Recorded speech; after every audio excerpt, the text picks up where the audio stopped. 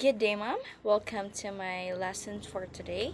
I am Jeremy Antoki, and today's lesson I am going to tackle about the Lesson 3, the role in discipline of learner-centered classroom, the concept notes presentation. So, according to MTK and Gates 2010, page 396, learner-centered approaches are based on assumption that students learn by actively constructing and assimilating knowledge rather than through the passive addition of discrete facts to an existing store of knowledge.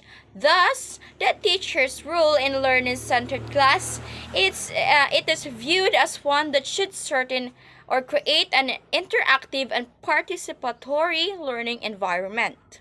So, according to McKechnie 1983, page 1585, classroom is a social context where the teacher plays a big role in helping students to learn by supporting and guiding them to interact with each other and for them to construct knowledge in a collaborative and meaningful manner.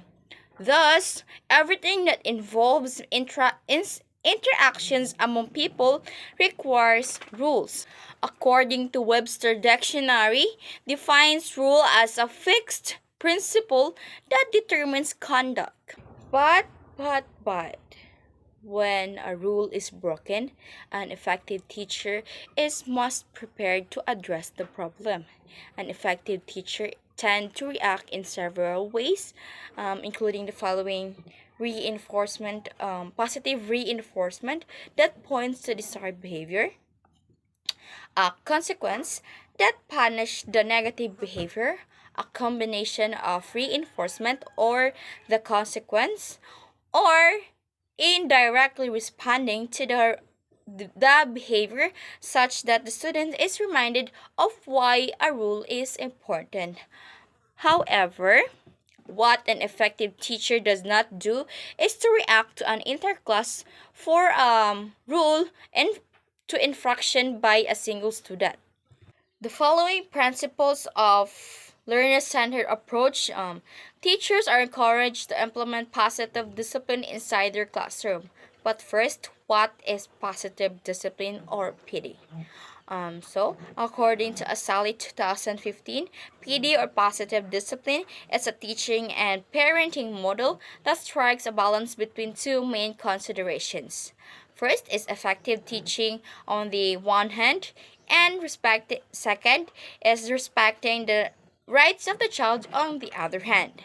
So, the Convention of the Rights of the Child protects children from all forms of violence, including the physical and emotional punishment. So, it also recognizes children's right to respect and dignity.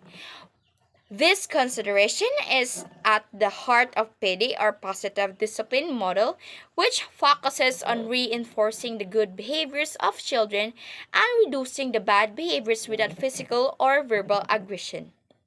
However, PD is not only avoiding the corporal punishments and respecting the basic rules or the rights of the child. It also provides a pedagogical toolkit aiming to support the children's growth, giving them information, allowing them to develop their own potential, and preparing them to become happy, balanced, and successful individuals. When it comes to teachers in particular, it shows them how to achieve their teaching goals and help their teachers or the students handle difficult or challenging situations while remaining calm, respectful, and effectively managing their classroom. This is based on a set of principles that ensures a safe learning environment for the children in schools. Based on extensive PD or the positive discipline literature review, these principles can be classified as follows. First is the dignity. PD invites teachers to respect the child's dignity and ensure mutual respect. Second is discipline that teaches. PD invites teachers to be both kind and firm and focus on solutions instead of punishments. Third is the understanding. PD invites teachers to respect the child's motivation and life views, to understand the reasons behind their behavior and tackle the negative beliefs behind their behavior rather than trying to change their behavior itself. Fourth is the fairness. PD promotes justice, fairness, and non discrimination among children. Fifth is the personal development. Sixth is social and life skills.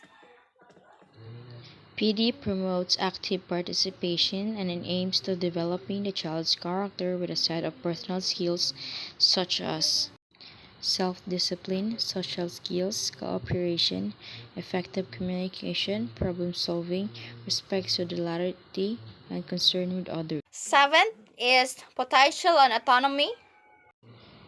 PD encourages children to discover their potential and capacity and to make a constructive use of personal power and autonomy. Eighth, the encouragement instead of praises. This shifts the focus from success to effort and improvement and builds long term self esteem and empowerment. Positive discipline is about finding long term solutions that develop students' own self discipline, clear and consistent communication, consistent reinforcement of your expectations, rules, and limits based on knowing your students and being fair, aimed at building a mutually respecting relationship with your students, teaching students lifelong skills and fostering their love of learning, teaching courtesy, nonviolence, empathy, self-respect, and respect for others and their rights, and increasing students' competence and confidence to handle academic challenges and difficult situations. Positive discipline is not permissiveness, letting students do whatever they want, having no rules, limits, or expectations, short term reactions, or alternative punishments to slapping, hitting, and shaming.